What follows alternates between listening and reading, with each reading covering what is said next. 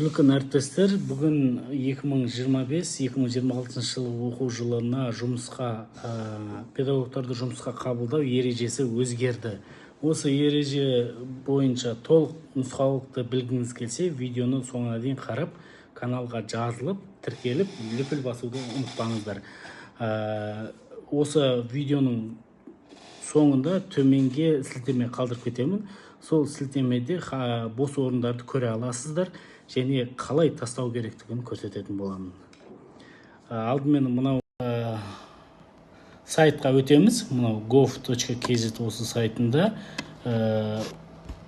Мұнда сайт ашылғаннан кейін төменге қарай түсіп, төменде мынау хабарламалар бар. Мына конкурс жарияланды оқу жылына. Бұл жерде мұғалімдікке және балабақшаға да вакансиялар бар, неше түрлі Шымкент қаласында. Бұл хабарлама ретінде ғана жарияланып тұр. Бұл жерде барлық жаңалықты осы жерден көруге болады. Барлық жаңалық дегенді басып, мысалы мына конкурс жарияланған үстінен басамыз. Басқан кезде мына жерде жазылып тұр. Жоғары оқу орнынан кейінгі білім министрі анау мынау деп жазылады. Және бұл жерде қай басқарма, қай мекеме екенін біліп, оны өздеріңіз тауып, интернетке жазсаңыздар, барлығының несі шығады, не дейтін, электронды поштасына өзіңізді мына жерде жазылған бұйрық бойынша жазылған переченді жинап, құжаттарыңызды түгелдеп, мектептің электронды поштасына тастай бересіздер. Колледжге, неге, педагогтың білім бағалау, педагогтың елінен жоқ сыйақы алды деген, бұл жаңалықтар ма деймін.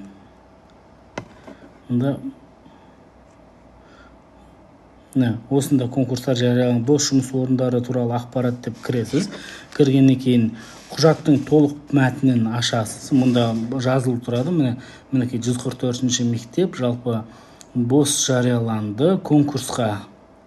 Бұл жерде жазылады тәрбие жұмысы жөніндегі орынбасары. Әр мамандықтың несін осында жазып қояды.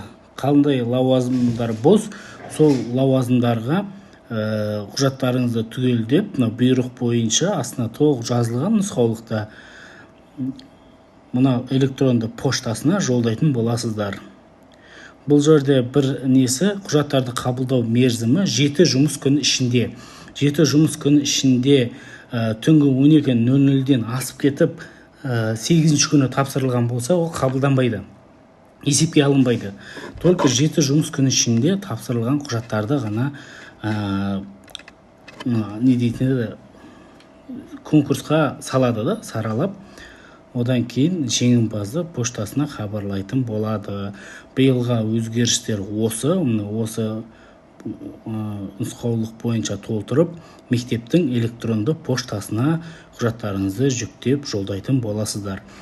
Ақпарат пайдалы болатын болса, каналға жазылып, тіркеліп, лайк басуды ұмытпаңыздар. Жарай ма? Жақсы.